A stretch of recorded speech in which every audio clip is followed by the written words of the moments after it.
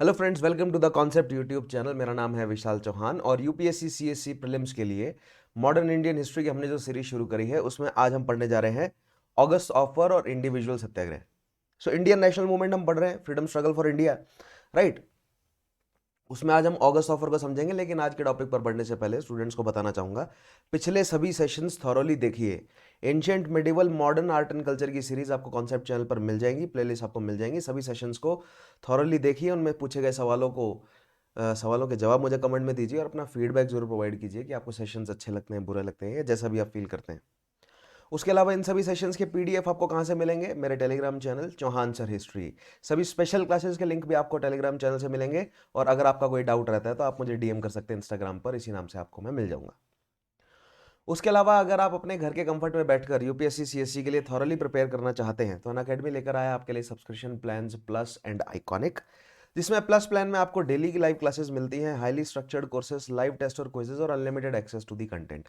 लेकिन प्लस से iconic plan हमेशा बेटर रहते हैं, क्योंकि आइकॉनिक में आपको personal guidance, test analysis, expert guidelines, study material, study planner, ये एडिशनल फीचर्स मिलते हैं।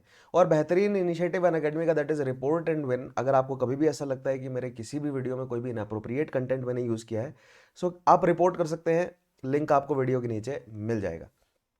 और उसके अलावा आज आखिरी तारीख है सेव करने का कॉम्बो ऑफर पे, जो ऑलरेडी 25% प्लस 10% का कॉम्बो ऑफर चलता है जीएस प्लस ऑप्शनल पे, उस पे एडिशनल 10% लिमिटेड ऑफर डिस्काउंट का लास्ट डे है आज। सो अगर आप सब्सक्रिप्शन लेने का प्लान कर रहे हैं, so this is your time. 1 साल का सब्सक्रिप्शन, 2 साल का सब्सक्रिप्शन लीजिए, ताकि आप जो है वो मैक्सिमम सेव कर सकें, ठीक है। 1 साल का सब्सक्रिप्शन आपका मेंस 2022 तक वैलिड रहता है, 2 साल का मेंस 2023 तक वैलिड रहता है।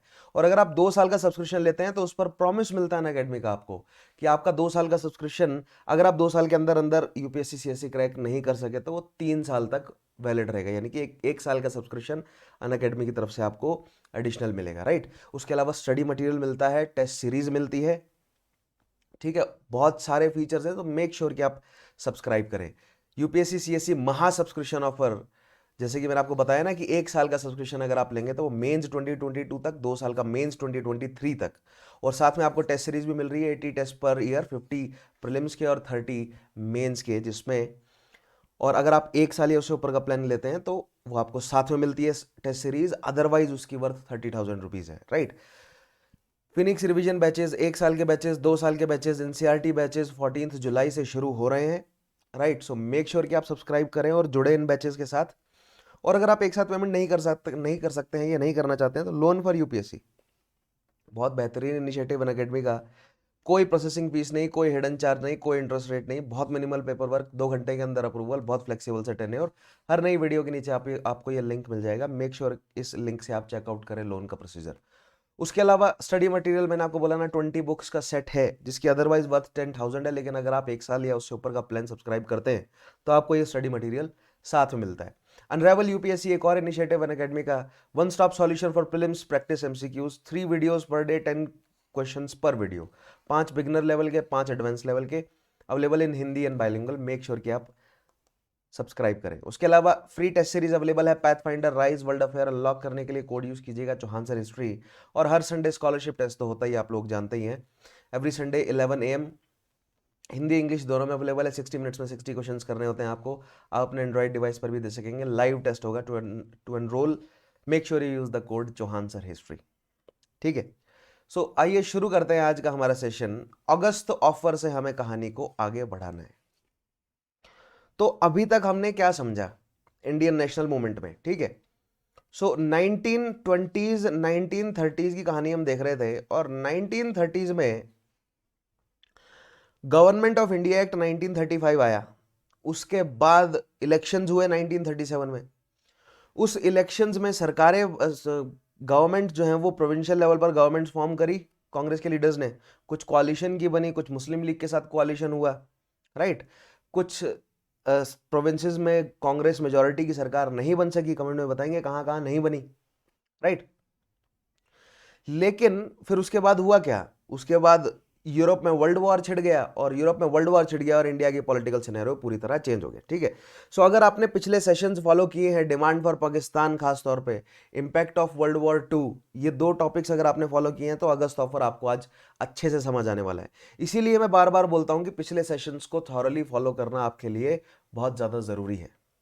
ठीक है, सो आइए शुरू करते हैं। पहला स्टेटमेंट देखिएगा, after the resignation of the Congress ministers. So ये मैंने आपको बताया था इंपैक्ट ऑफ वर्ल्ड वॉर 2 वाले टॉपिक में भी, और ये कांग्रेस रेजिग्नेशन वाली बात मैंने आपको प्रोविंशियल इलेक्शन ऑफ 1937 वाले टॉपिक में भी बताई थी, कि जैसे ही यूरोप में सितंबर में युद्ध की घोषणा होती है, और वायसरॉय इंडिया का कौन था उस समय, तुरंत कमेंट में बताएंगे। वायसरॉय जो है वो इशू करते हैं स्टेटमेंट कि इंडिया भी एक बेलिजरेंट है, यानी कि युद्ध में पार्टिसिपेट कर रहा है इंडिया। ठीक है, और कंसल्ट नहीं किया गया किसी भी इंडियन लीडर द्वारा, या मेजॉरिटी जो पार्टी है, या और मतलब इंडियंस से पूछा नहीं गया, बगैर पूछे इंडिया को बेलिजरेंट जो है वो घोषित कर दिया गया। इससे ऑफेंड होकर कांग्रेस मिनिस्टर्स ने पहले एक स्टेटमेंट जारी करी वायसरॉय के ऑफिस को और सेक्रेटरी ऑफ द स्टेट के ऑफिस को, कि अगर आप हमारी ये डिमांड्स मानते हैं कि अभी आप हमें प्रॉमिस करें कि आप आज़ादी, आप वॉर के बाद हमें आज़ादी देंगे, प्रॉमिस करें कि वॉर के बाद हमें कंप्लीट इंडिपेंडेंस दिया जाएगा, और दूसरा पॉइंट आप हमें प्रॉमिस करें कि वॉर के दौरान एक इंटरिम गवर्नमेंट एस्टेब्लिश की जाएगी, राइट, और कॉन्स्टिट्यूशन बनाने का हक दिया जाएगा हमें, तो हम आपका वॉर एफर्ट में सपोर्ट करेंगे, यानी कि वॉर में हम आपके साथ खड़े होंगे। अदरवाइज हम जो है वो वॉर में आपके साथ खड़े नहीं होंगे। तो वायसरॉय ने डिमांड नहीं मानी थी और कांग्रेस मिनिस्टर्स ने रिजाइन कर दिया था। ये कहानी हम ऑलरेडी जानते हैं। लेकिन केवल कांग्रेस मिनिस्टर्स ने रिजाइन नहीं किया, राइट, मुस्लिम लीग और हिंदू महासभा ने रिजाइन नहीं किया था, या उन्होंने जो है वो सत्ता नहीं छोड़ी थी। क्यों? क्योंकि कांग्रेस अपने आप को बता रही थी कि हम जो है वो, हम मतलब इंडियन नेशनल मूवमेंट को कांग्रेस जो है वो रिप्रेजेंट कर रहा है, राइट। और कांग्रेस अगर अपने आप को सरकारों से बाहर निकाल लेता है तो वो ये स्टेटमेंट दे रहा है कि इंडिया सपोर्ट नहीं कर रहा ब्रिटिश का। लेकिन इंडियन पॉपुलेशन का हिस्सा मुस्लिम लीग भी है, उस समय इंडियन पॉपुलेशन का हिस्सा मुस्लिम लीग भी थी और हिंदू सभा भी थे। तो वो लोग जो है वो अंग्रेजों को अनकंडीशनल सपोर्ट दे रहे हैं, खासतौर पर हिंदू महासभा अनकंडीशनल सपोर्ट दे रही है, और मुस्लिम लीग इस पॉइंट पर सपोर्ट दे रही है ब्रिटेन की गवर्नमेंट को कि बदले में उनसे फेवर लेंगे वॉर के बाद। ठीक है, थोड़ी लीनियंट ट्रीटमेंट होगी, या हो सकता है कि थोड़ी मतलब कि एक अलग स्टेट मतलब बनाया जाए पाकिस्तान, उस डायरेक्शन में जो है वो स्टेप्स उठाएगी ब्रिटिश की गवर्नमेंट, ब्रिटेन की गवर्नमेंट। तो मैंने आपको बताया था कि किस तरह मुस्लिम लीग और हिंदू महासभा ने रिजाइन नहीं किया और वो अंग्रेजों का सपोर्ट देते रहे, कांग्रेस अलग हो गई। और अब कांग्रेस को धीरे धीरे समझ आया है कि हम अलग हो गए हैं, वो सब लोग वहां जुड़े हुए हैं, तो ये एक यूनाइटेड फ्रंट नहीं दिखा रहा है, तो हम भी जो है वो कुछ कॉम्प्रोमाइज या कुछ कंडीशनल सपोर्ट को आगे रखें। तो 1941-42 में कंडीशनल सपोर्ट की बात आई। ठीक है, तो ये सारे पॉइंट पिछले टॉपिक में मैं करवा चुका हूं, एक्चुअली मैं आपको रिवाइज करवा रहा हूं क्या क्या हुआ था, है ना। सो देखते हैं पहला पॉइंट क्या है। After the resignation of the Congress ministries in the province against India's unilateral involvement in Second World War there was a constitutional deadlock.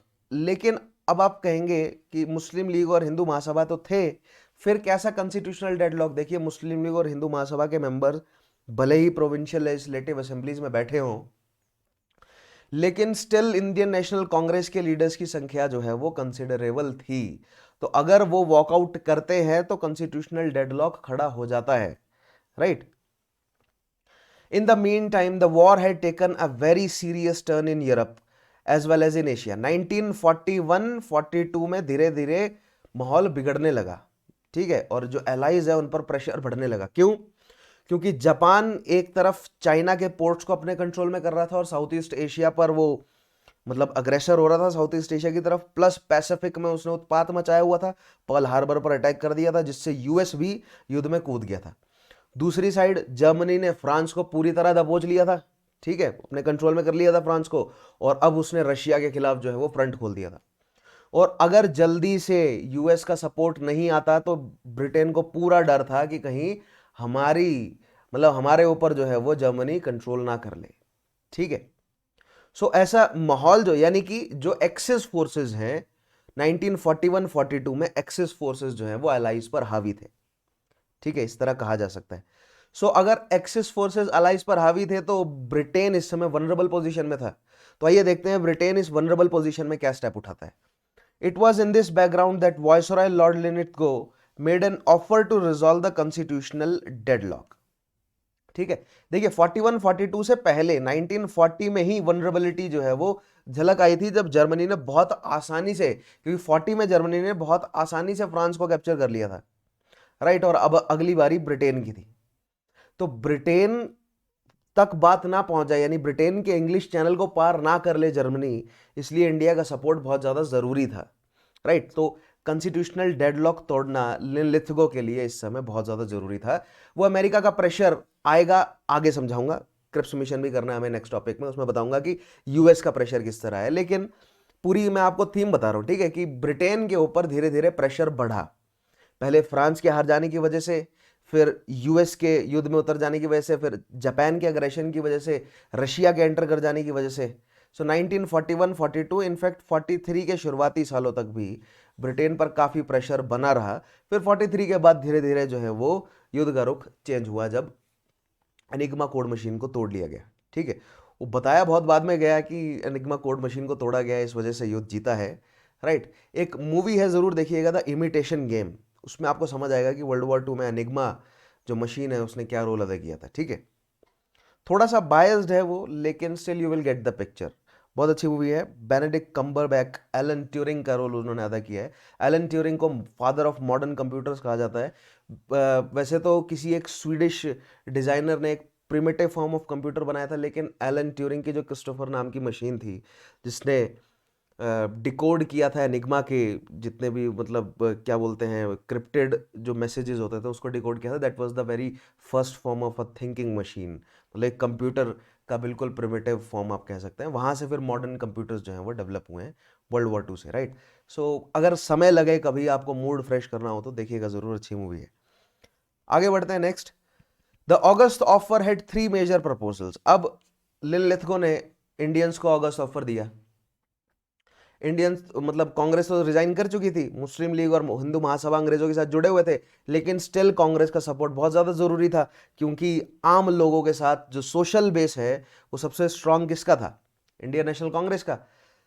N immediate expansion of the viceroy's executive council by enlarging the Indian representation. देखिए, अब यहां पर जितने भी वायदे, चाहे वो अगस्त ऑफर और क्रिप्स मिशन में हम पढ़ेंगे, कैबिनेट मिशन प्लान की बात बाद में करेंगे।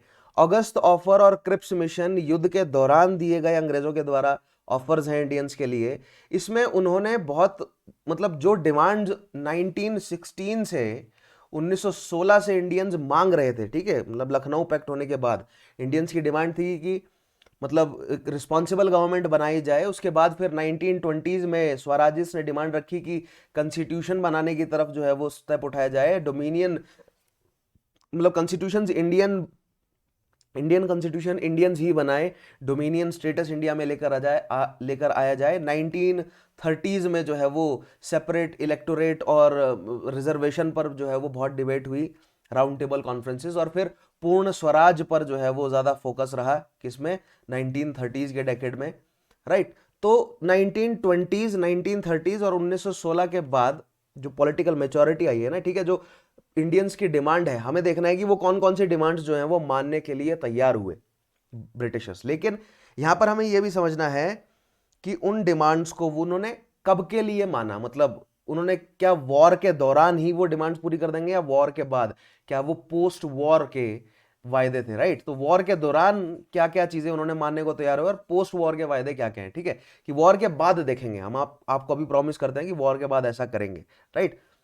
जो कि कांग्रेस के लीडर्स क्या कह रहे थे कि वॉर के बाद आप जो है वो हमें इंडिपेंडेंस देंगे, प्रॉमिस कीजिए, और अभी इंटरिम गवर्नमेंट बनाए। बदले में ब्रिटिशर्स ने, लिथगो ने क्या ऑफर दिया कि वायसरॉय की एग्जीक्यूटिव काउंसिल को एनलार्ज किया जाएगा, ठीक है, 12 से बढ़ाकर 18 कर दिया गया, राइट। लेकिन इससे कोई बड़ा फायदा तो होगा नहीं, क्यों? क्योंकि अंतिम जो फैसला है वो तो वायसरॉय के हाथ में ही होगा, और जो बड़ी मिनिस्ट्रीज हैं जैसे कि मिलिट्री है, होम है, फाइनेंस है, ये भारतीयों के हाथ में नहीं जाएगी, ठीक है, समझ रहे हैं? तो इससे फायदा क्या, मतलब कैबिनेट में अगर आ भी गए वायसराय की काउंसिल में, और अगर बड़े मतलब ओहदे अगर नहीं मिले भारतीयों को, तो कोई फायदा नहीं है, ठीक है।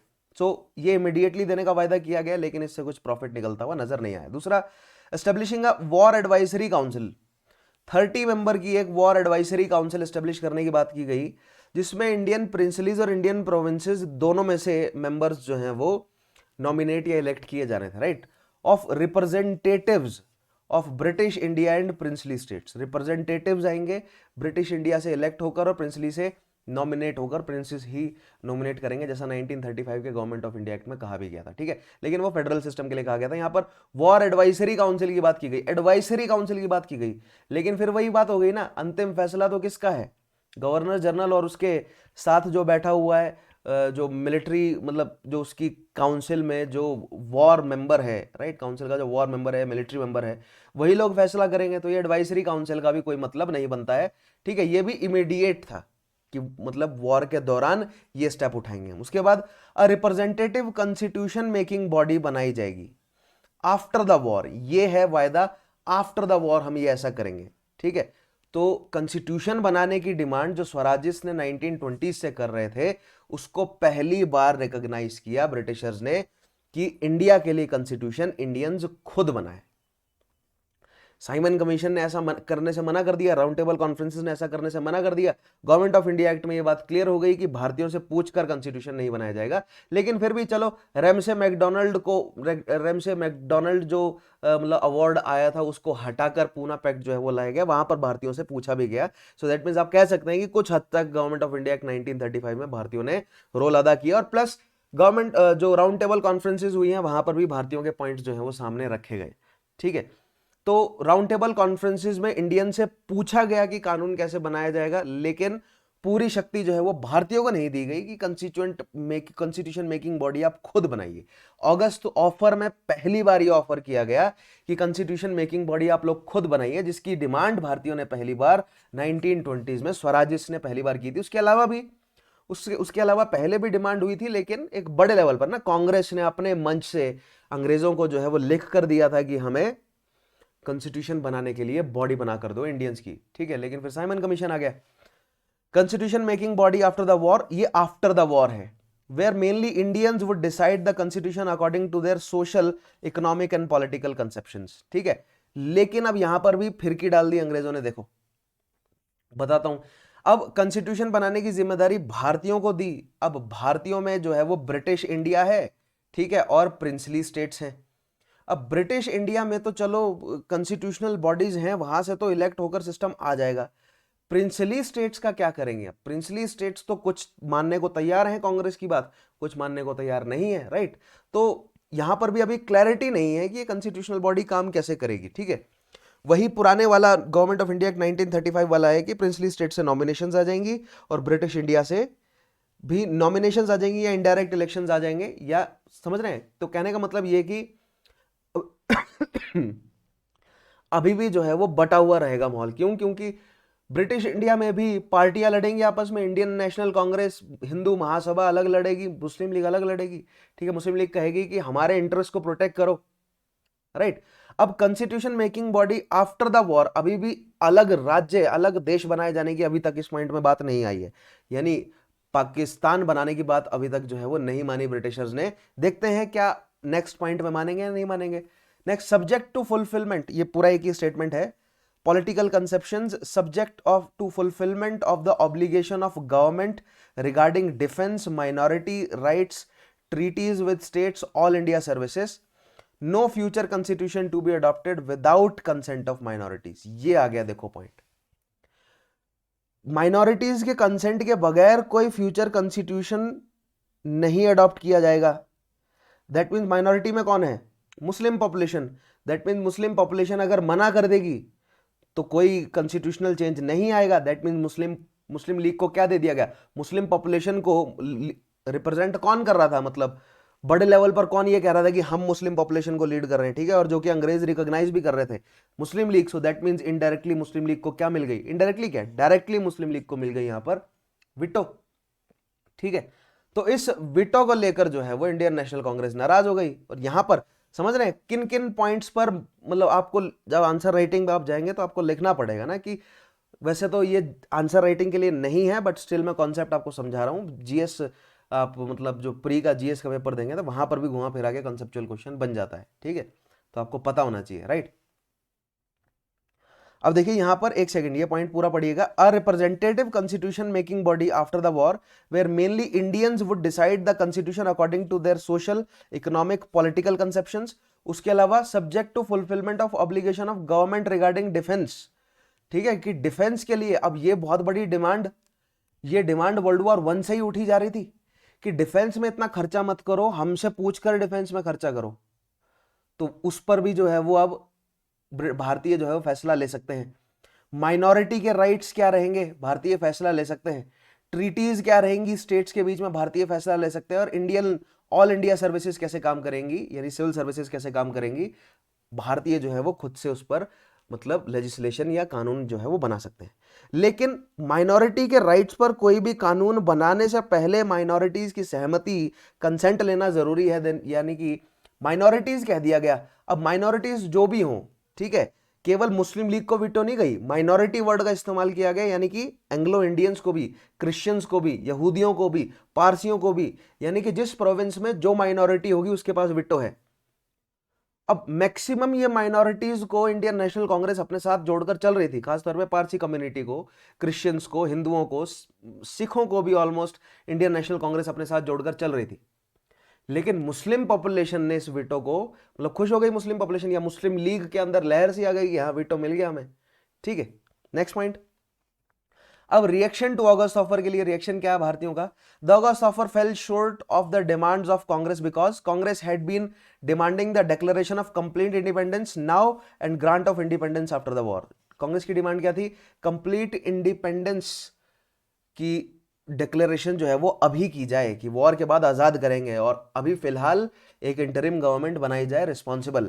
The August offer was based on dominion status. दूसरी चीज, ऑगस्ट ऑफर डोमिनियन स्टेटस की बात करता है, कंप्लीट इंडिपेंडेंस की बात नहीं करता, ध्यान रखेंगे। August offer dominion status, Cripps mission में भी डोमिनियन स्टेटस होगा, which was now totally a dead issue. So dominion status तो 1930 से ही डेड है, राइट, 1929 से इनफैक्ट डेड है, ठीक है। Therefore, the Congress rejected the August offer. So in 2 points पे, इन 3 पॉइंट्स पे कांग्रेस ने इन 2 पॉइंट्स पे कांग्रेस ने रिजेक्ट कर दिया। दूसरी साइड कौन खड़े हैं, दूसरी साइड है क्या नाम है उनका, मुस्लिम लीग। मुस्लिम लीग ने भी पहले तो माना और फिर बाद में रिजेक्ट कर दिया, ठीक है। Nehru said dominion status concept is dead as a rusty door nail, बहुत इंपॉर्टेंट है ये, अगस्त ऑफर के संदर्भ में कहा इन्होंने, ठीक है। Gandhi said that the declaration had widened the gulf between nationalist and British rules. ये स्टेटमेंट्स आपको ध्यान रखनी है, सवाल बन जाते हैं। नेशनलिस्ट और ब्रिटिशर्स के बीच में गल्फ बढ़ गया, ये अगस्त ऑफर आपने ऐसा दिया, ठीक है।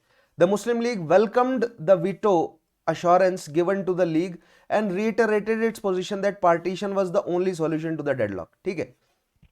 मुस्लिम लीग ने पहले तो अगस्त ऑफर को माना, ठीक है, लेकिन सितंबर के लास्ट में इन्होंने मना कर दिया, ठीक है। इन्होंने कहा कि आपने जब हमें वीटो दिया हम खुली बाहों से स्वागत करते हैं उसका, लेकिन एक सेपरेट स्टेट बनाने के ऊपर भी जो है वो आप बात करेंगे या किसी ना किसी तरह का क्लो आप डालेंगे, हम आपका साथ दे रहे हैं, ठीक है। उन्होंने मतलब मुस्लिम लीग ने साथ इसीलिए दिया क्योंकि उनको ऐसा लगता था कि अगर हम अभी साथ देंगे तो बाद में सेपरेट स्टेट, बाद में हम मतलब गुड ग्रेसेस में होंगे तो हम प्रेशर डाल सकेंगे एक सेपरेट स्टेट की, जब हम डिमांड करेंगे तो अंग्रेज जो है वो थोड़ा सा प्रेशर में रहेंगे।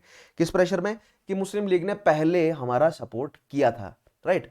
उसके बाद नेक्स्ट साइन होता है अटलांटिक चार्टर। अटलांटिक चार्टर जो है वो 14 अगस्त 1941 में, आप मुझे बताएंगे किस किस के बीच में साइन हुआ था, ठीक है। चलो मैं ये बता देता हूं, यूएस और यूके के बीच में साइन हुआ था, रूजवेल्ट और दूसरी साइड थे चर्चिल।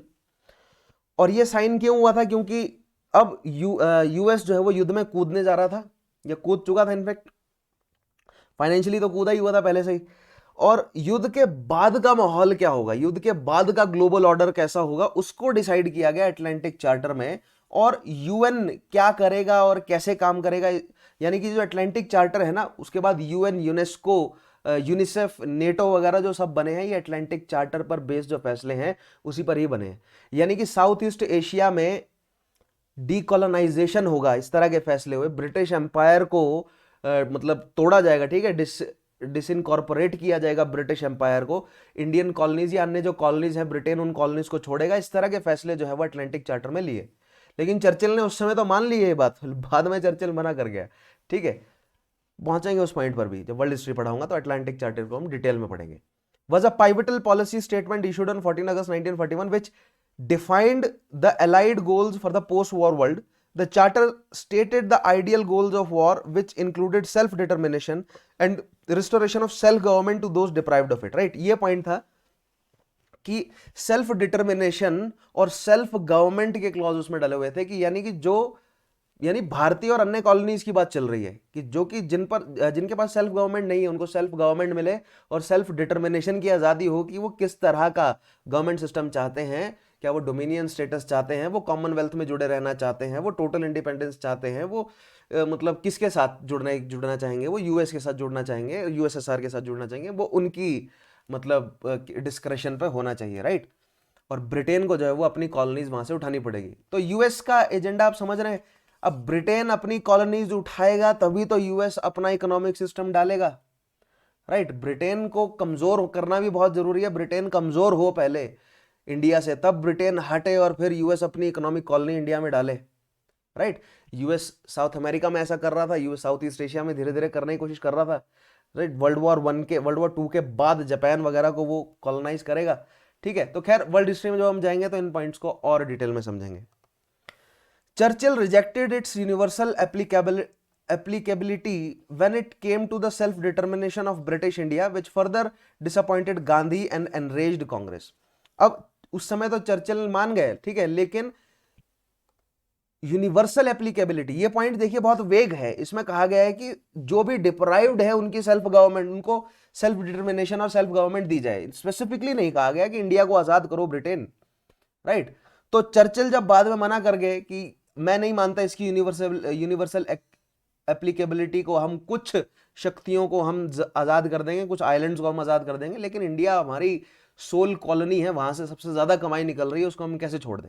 ठीक है, और जबकि गांधी और अन्य कांग्रेस के लीडर्स जो है वो आस लगाए बैठे थे कि इस पॉइंट पर हम ब्रिटिशर्स को पकड़ेंगे, चर्चिल को पकड़ेंगे कि भैया आजाद करो, देखिए तुमने अटलांटिक जो चार्टर है उस पर साइन किया है। Right, although the league welcomed the veto which was given to it, yet it was not happy and stated that it would not be satisfied with anything short of partition of India, and it was from this point onwards that the league remained adamant on its demand for Pakistan. ठीक है, मैंने बोला ना अगस्त में उन्होंने accept किया, सितंबर में उन्होंने रिजेक्ट कर दिया। क्यों? क्योंकि पार्टीशन की बात नहीं मानी गई।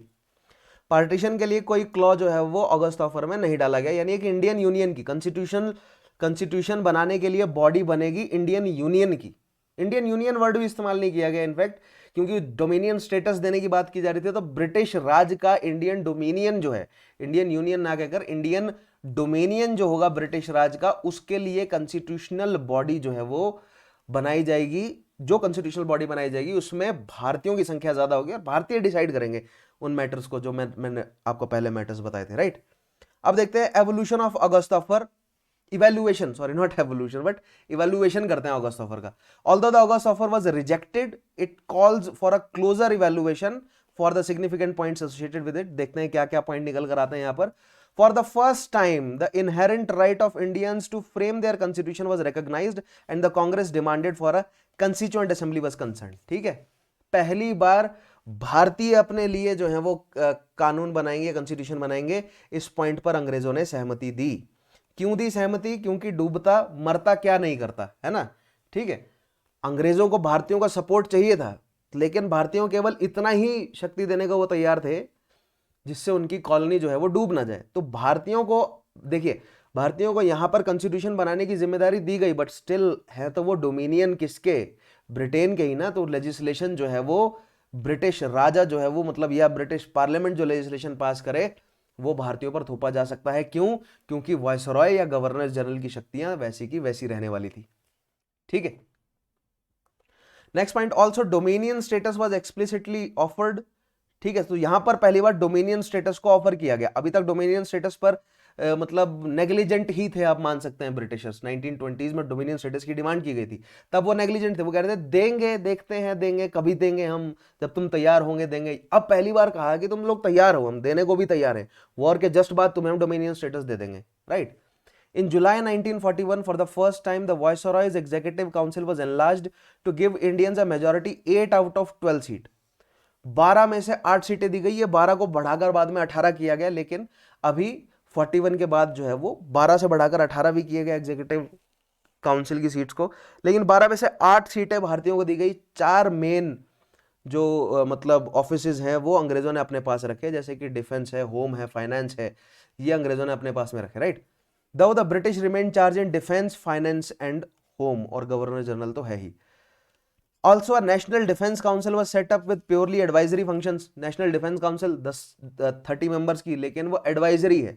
एडवाइजरी यानी कि उसके पास कोई डिस्क्रेशनरी पावर नहीं है, राइट। लास्ट में आता है इंडिविजुअल सत्याग्रह। अब ऑगस्ट ऑफर अंग्रेजों ने दिया, भारतीयों ने ऑगस्ट ऑफर निगलेक्ट कर दिया, लेकिन 1938 और 39, इनफैक्ट 39 में जो लेफ्ट विंग है सुभाष बोस के अंडर, वो कह रहे थे कि क्या चाहिए हमें, अब सिविल डिसोबीडियंस मूवमेंट, युद्ध छिड़ गया, हमें सिविल डिसोबीडियंस मूवमेंट लेकर आना चाहिए, राइट। लेकिन जो गांधी जी और नेहरू जी और इनके जो सपोर्टर्स हैं, राइट, अन्य जो सपोर्टर्स हैं, उन्होंने कहा कि हमें सिविल डिसोबीडियंस मूवमेंट नहीं लेकर आना अभी, राइट। लेकिन 1940 में ये ऑगस्ट ऑफर आया, उसके बाद अब गांधी जी को महसूस होने लगा कि हमें कुछ ना कुछ एक ऐसा मूवमेंट लेकर आना पड़ेगा जो कि सिविल डिसोबीडियंस मूवमेंट या यानी कि मास मूवमेंट ना हो, क्योंकि मास मूवमेंट इस समय वायलेंस जो है वो हथियार मतलब वायलेंस की तरफ बढ़ जाएगा, और वायलेंस हम अभी नहीं कर सकते, हम ब्रिटिशर्स को ह्यूमिलिएट नहीं कर सकते। गांधी जी ने बात कही कि हम ब्रिटिशर्स को ऐसी सिचुएशन में ह्यूमिलिएट नहीं कर सकते, राइट। देख रहे हैं, वो एक पॉजिटिव रिलेशन बनाकर रख रहे हैं, क्योंकि उनको पता है कि आज़ादी के बाद हमें किस तरह का इकोनॉमिक ऑर्डर चाहिए, तो ब्रिटिशर्स की गुड ग्रेसेस में रहना हमें बहुत ज़रूरी है, क्योंकि भारतीयों को आज़ादी मिलेगी तो भारतीयों को ट्रेड भी तो करना है ना उसके बाद। तो अगर ब्रिटिशर्स के पास ही सबसे ज़्यादा कॉलोनीज हैं, सबसे ज़्यादा स्वेज कनाल उनके पास है, अटलांटिक और मतलब इंडियनिक ओशियनिक जो ट्रेड है उस पर उनका कंट्रोल है, लेकिन अटलांटिक जो चार्टर साइन हुआ ना, उसमें ये ओशियनिक ट्रेड पर जो ब्रिटेन की नेवी ने मोनोपोली बनाकर बैठे हुए हैं ना, उस पर थोड़ी ढील की जाए, ये पॉइंट जो है वो अटलांटिक चार्टर में इंक्लूड किया गया था। बट स्टिल आप पॉइंट समझिए कि गांधी जी ब्रिटिशर्स के साथ सपोर्ट इसलिए बना, मतलब ब्रिटिश के साथ जुड़े रहने की कोशिश इसलिए कर रहे हैं क्योंकि पोस्ट इंडिपेंडेंट यानी कि पोस्ट कॉलोनियल पीरियड में इंडिया की इकोनॉमिक सिचुएशन को रिवाइव करने के लिए ग्लोबल ट्रेड के साथ जुड़ना बहुत जरूरी है, तो गुड ग्रेसेस में रहना बहुत जरूरी है इन बड़ी ग्लोबल शक्तियों के, ठीक है। इसीलिए गांधी जी कई जगहों पर आपको अंग्रेजों के साथ सपोर्ट में दिख जाएंगे जब बाकी नहीं दिखेंगे, क्योंकि देखिए दोनों तरह का फ्रंट होना चाहिए, अंग्रेजों के सपोर्ट में भी होना चाहिए, अंग्रेजों के अगेंस्ट में भी होना चाहिए। तो गांधी जी के कुछ सपोर्टर्स अंग्रेजों के अगेंस्ट में, गांधी जी खुद सपोर्ट में, राइट। तो समझ रहे हैं, ऐसा नहीं है कि इंडियंस पूरी तरह अगेंस्ट भी और पूरी तरह सपोर्ट में भी है, एक बहुत अच्छा पावर का बैलेंस क्रिएट करके रखा हुआ है।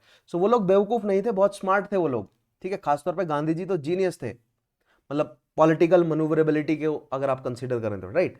After the rejection of individual satyagraha देखते हैं, ठीक है। सो ऐसे में गांधी जी ने क्या डिसाइड किया कि मास मूवमेंट नहीं कर सकते, ठीक है, लेकिन अंग्रेजों का विरोध भी बनाकर रखना है, लोगों के अंदर जोश भी बनाकर रखना है, और अंग्रेजों का खुलकर विरोध भी नहीं कर सकते ताकि रिलेशंस खराब भी ना हो।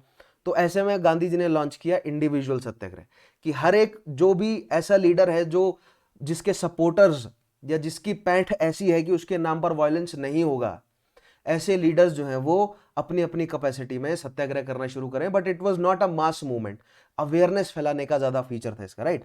After the rejection of August offer, the Congress launch the symbolic protest movement known as individual satyagraha.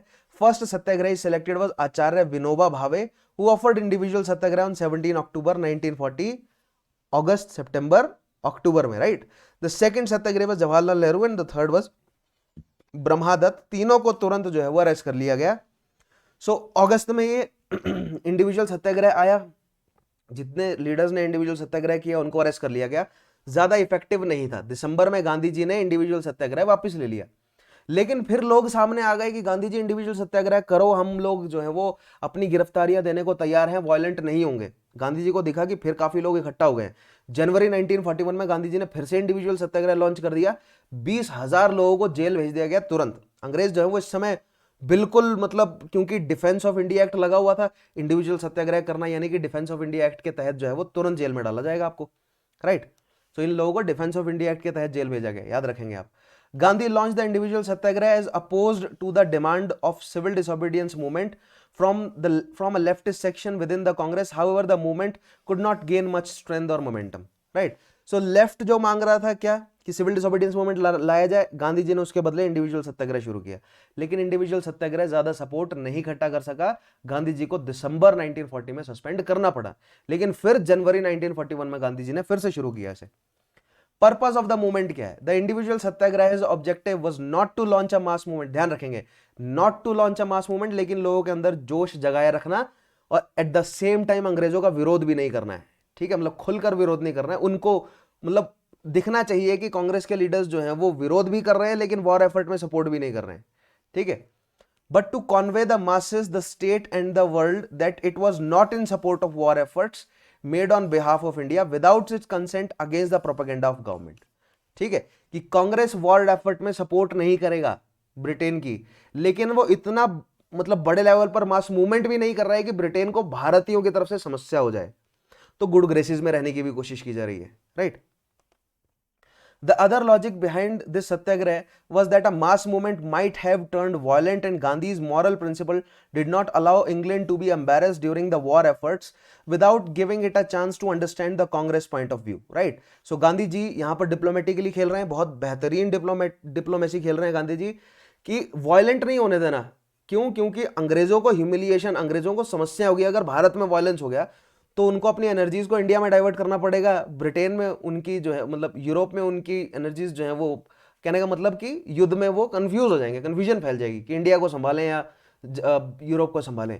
ऐसे में अगर इंडिया में वायलेंस होता है तो वो इंडियंस को और वायलेंस से सप्रेस करेंगे। ठीक है, हम वायलेंस करके अंग्रेजों से नहीं जीत सकते। इस समय युद्ध का टाइम चल रहा है, ऑलरेडी वो मूड में इस समय मारने के। ठीक है, तो ऐसे में अगर हम वायलेंस करेंगे अंग्रेजों के खिलाफ, वो भी बदले में हमारे साथ वायलेंस करेंगे, तो कुछ प्रोडक्टिव जो है वो निकल कर नहीं आएगा, बदले में हमारे रिलेशंस और खराब होंगे। क्योंकि आगे आने वाले सालों में जैसे इंडिया आजाद होगा, हमें ब्रिटेन की बहुत ज्यादा जरूरत होगी ग्लोबल लेवल पर अपने आप को एक बड़ी शक्ति बनाने के लिए, क्योंकि बहुत सारी हमें जो है वो मतलब टेक्नोलॉजिकल सपोर्ट मान लीजिए, लॉजिस्टिकल सपोर्ट चाहिए, क्योंकि नेवी और सारे सी रूट उनके हाथ में है। तो ब्रिटेन की जरूरत थी पोस्ट इंडिपेंडेंट इंडिया को, तो रिलेशन बनाकर रखना इंपॉर्टेंट था। Right. Non violence was set as the centre piece of individual सत्याग्रह।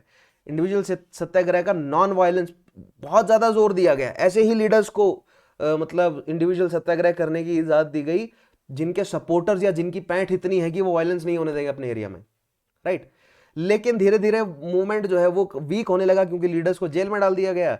फिर गांधी जी ने वापस लिया दिसंबर 1940 में, लेकिन फिर शुरू किया जनवरी 1941 में। So this was individual Satyagraha. PDF आपको कहां से मिलेगी? मेरे Telegram channel Chauhan sir history. 10% का अगर आप डिस्काउंट चाहते हैं तो आपको डेफिनेटली मेरा कोड यूज करना पड़ेगा, that is Chauhan sir history. और बहुत बेहतरीन ऑफर चल रहा है, देखिए आज आखिरी दिन है, मेक श्योर कि आप सब्सक्राइब करें। जीएस प्लस ऑप्शनल पर कॉम्बो पर लिमिटेड ऑफर चल रहा है, यानी 25% प्लस 10% प्लस 10%, 45% ऑफ चल रहा है। मेक श्योर कि आप सब्सक्राइब करें। जीएस के कोर्सेज, ऑप्शनल के courses, study material, test series मिलेगी आपको। ठीक है, सब्सक्राइब कीजिए और कोड यूज कीजिएगा मेरा, that is Chauhan sir history. Right. इस वीडियो को लाइक कीजिए, शेयर कीजिए, और चैनल सब्सक्राइब नहीं किया तो सब्सक्राइब जरूर कीजिएगा। मैं मिलूंगा आपसे अगली वीडियो में, तब तक के लिए अपना ध्यान रखिए। Take care, have a nice day.